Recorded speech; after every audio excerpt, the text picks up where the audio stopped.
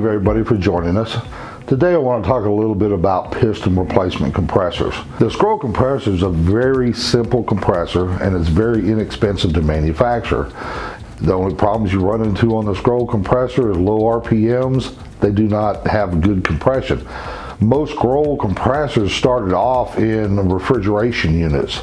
So like your house or a commercial freezer, to where that scroll compressor would run at the same RPM the whole time, very reliable and very durable. But when you put it into the automotive applications with refrigerant leaks, high and low RPMs, they've failed horribly.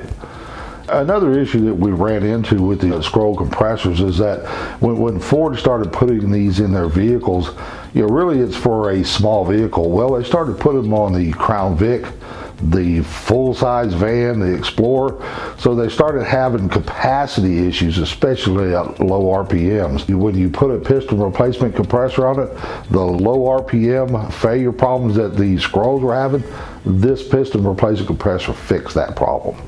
And we did it for most of the Fords, so for the Crown Vics, for the full-size vans, the Explorers, and then we also went into the Honda CRVs, and it has been a very successful program for us.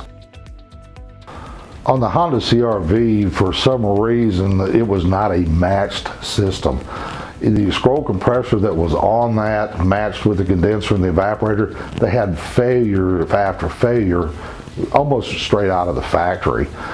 It was an ongoing problem for many years, so we decided to come out with the piston replacement, which was more forgiving. So the biggest problem we were running into with the CRVs is that if any of those scroll compressors get a little bit too much oil in them, it will break the reed plate. Once it breaks the reed plate, it will not pump. We had just briefly talked about the earlier Honda CRVs, about the failures they had with the scrolls. The years after that, the CRV and the Honda Civic had an oil retentive scroll.